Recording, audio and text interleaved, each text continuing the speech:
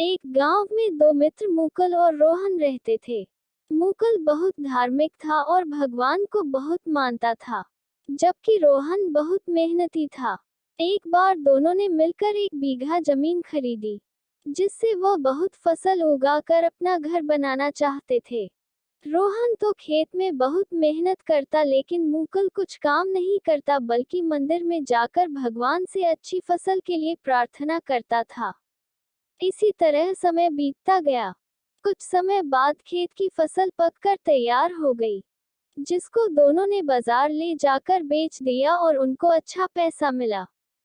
घर आकर रोहन ने मुकुल को कहा कि इस धन का ज्यादा हिस्सा मुझे मिलेगा, क्योंकि मैंने खेत में ज्यादा मेहनत की है। यह बात सुनकर मुकुल बोला, नहीं, धन का तुमसे ज्यादा हिस्सा मुझे मिलना चाहिए, क्योंकि मैंने भगवान से इसकी प्रार्थना की, तभी हमको अच्छी फसल हुई।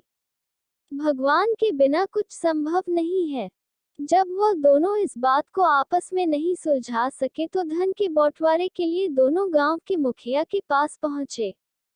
मुखिया ने दोनों की सारी बात सुनकर उन दोनों को एक एक बोरा चावल का दिया, जिसमें कंकड़ मिले हुए थे।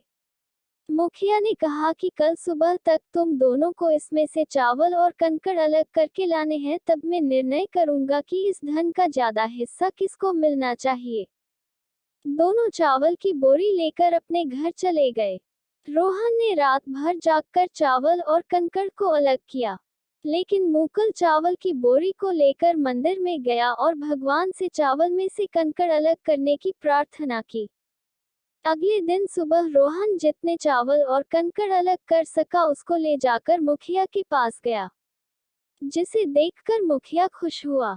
मुकुल वैसी की वैसी बोरी को ले जाकर मुखिया के पास गया। मुखिया ने मुकुल को कहा कि दिखाओ तुमने कितने चावल साफ किए हैं।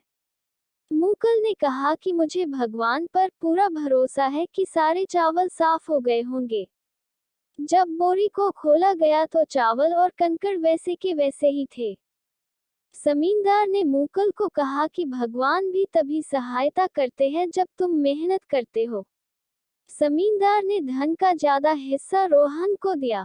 इसके बाद मुकुल भी सोहन की तरह खेत में मेहनत करने लगा और अब की बार उनकी फसल पहले से भी अच्छी हुई।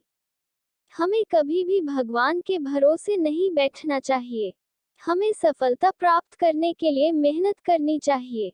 आशा करती हूँ कि यह कहानी आप लोगों को पसंद आई होगी। पसंद आई है तो कमेंट में जरूर बताएं। चैनल पर नए हैं तो चैनल को लाइक, शेयर, सब्सक्राइब करना ना भूलें।